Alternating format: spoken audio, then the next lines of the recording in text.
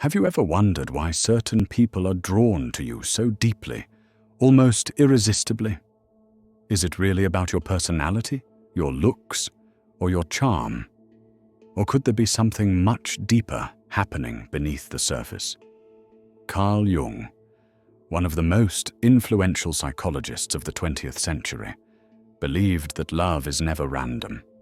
In fact, people fall in love with you for only two profound reasons, and both are rooted in the deepest layers of the human psyche.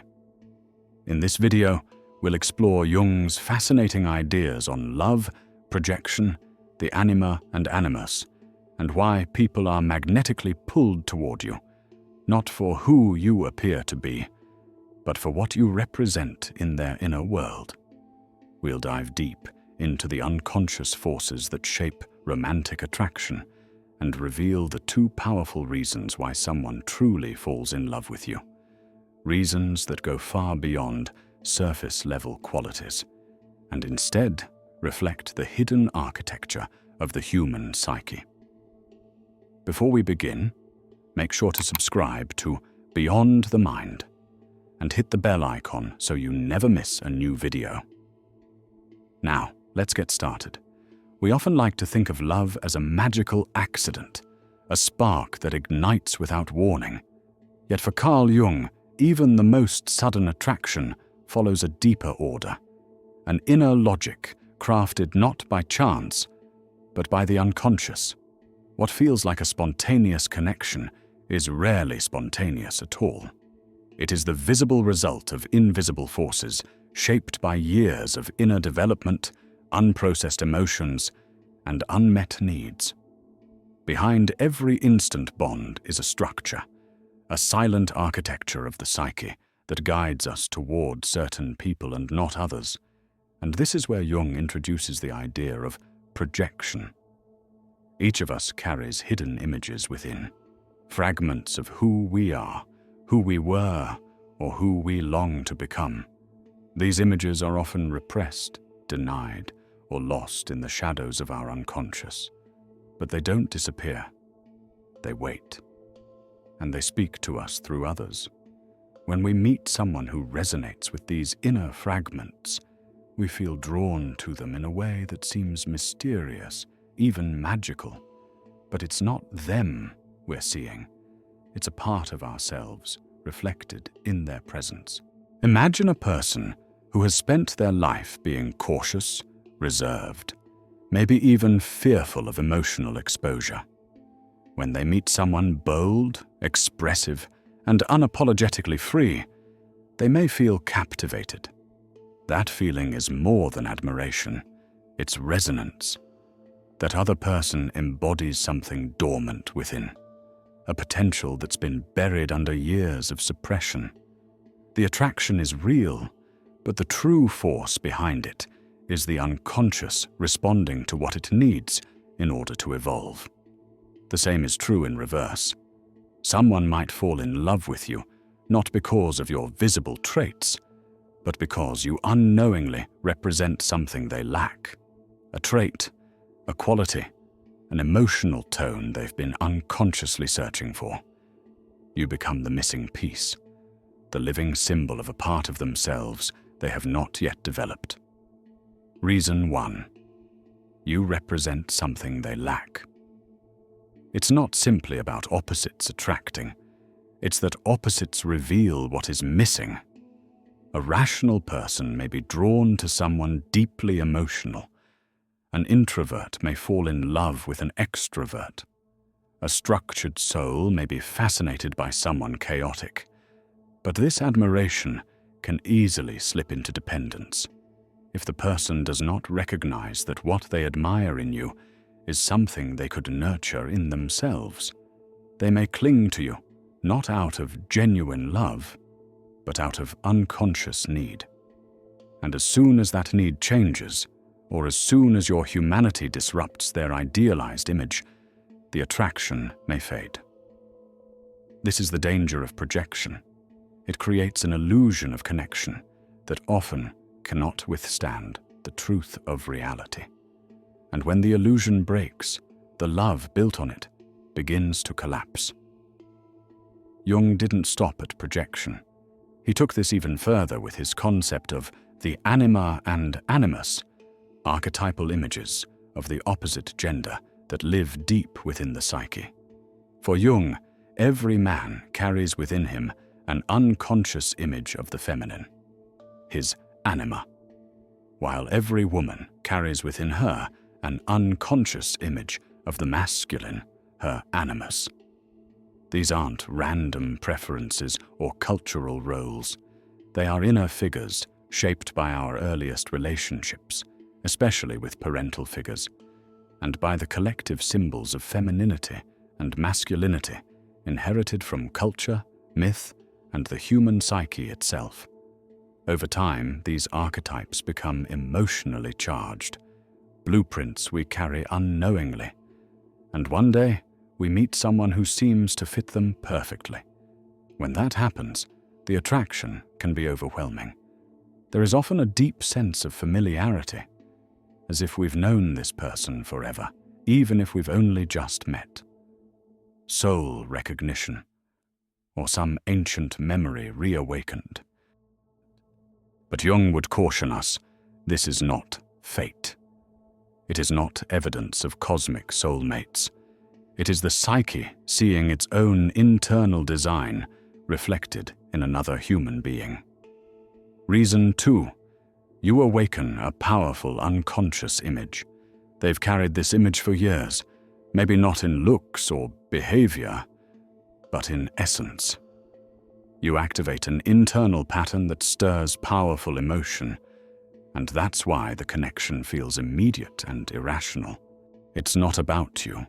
It's about the symbol you've become to their inner world. But here lies the problem. When someone falls in love with an inner image projected onto you, they're not really seeing you. They're seeing a fantasy, a sacred idea, a psychological construction. You become the screen for a projection that was written long before you arrived. And as soon as the real you begins to emerge, your flaws, your contradictions, your human nature, the fantasy begins to crumble. What once felt divine becomes confusing. What once felt perfect now feels complicated. Conflicts emerge. Disappointment follows. The illusion collapses under the weight of truth. This is why so many passionate relationships begin with euphoria and end in chaos. They weren't based on mutual understanding, but on archetypal projection, an unconscious script trying to play itself out in the real world. But no human can live up to an archetype forever. Before we continue, I truly hope you're finding this video insightful. If so, please share it with anyone who might benefit from these ideas. And if you'd like to support Beyond the Mind, consider subscribing and hitting the like button below. Your support means the world. Now, let's continue. Despite the pain and confusion that projection often brings, Jung did not see this as failure. On the contrary, he believed it was an essential part of our growth. Love is not just an emotional experience. It is a tool of transformation. Every person we fall for becomes a mirror, and what we see in them is what we need to see in ourselves. Some people reflect our hidden potential. Others expose our deepest fears. Some awaken our creativity. Others our insecurity. But all of them serve the same psychological purpose: to accelerate the process of individuation, the journey of becoming whole. When someone falls in love with you, they may believe they are seeing something magical in you, and they are. But the magic lies in what you awaken inside them. You are not just a person. You are a symbol, a turning point, a psychological invitation. And the same is true in reverse. The people you fall in love with, especially the ones who shake you, who change you, who break your heart, they are not random. They are carriers of meaning, catalysts for your inner evolution. Some people come to awaken what's dormant in you. Some come to teach you what you've refused to learn. Others come simply to show you your own reflection, distorted or clear, depending on how ready you are to look. Not all of these relationships are meant to last. Some are meant to disrupt. Some are designed to break patterns. Jung called these encounters synchronistic events, not logically connected, yet deeply meaningful. When someone appears in your life at a precise moment and evokes powerful feelings, it may not be coincidence. Your unconscious, and theirs, was ready, and the meeting itself was a sign that change had already begun. These are not mistakes, even the painful ones, even the ones that leave scars, especially those. So why do people fall in love with you? Because you either reflect something they desperately need, or you activate something they have forgotten. In both cases, the love is not really about you. It's about the self trying to evolve. And the same is true for you. You fall in love with those who mirror your missing parts, those who resemble your inner images, those who, knowingly or not, carry the key to your next chapter of growth. But if you don't recognize these patterns, you risk staying trapped, attracted to the same types, repeating the same relationships, chasing the same illusions. You might believe you're unlucky in love, when in fact, your unconscious is simply trying to teach you something you're not yet ready to learn. Jung would say the answer is awareness. Once you understand your projections, your inner figures, your patterns, you stop looking for someone to complete you. You start becoming whole within yourself. And from that place, love transforms. It's no longer based on fantasy or fear. It becomes real, grounded, free. Because in the end, the deepest love is not about finding the perfect person. It's about awakening the parts of yourself that have been waiting to be seen. You don't just fall in love with others. You fall in love with the version of yourself they help you uncover. Understanding love through Jung's lens reveals that it's never just about the other person. It's always a journey back to the self. So the next time someone falls in love with you, or you feel that deep pull toward another, ask yourself, what part of the soul is waking up right now?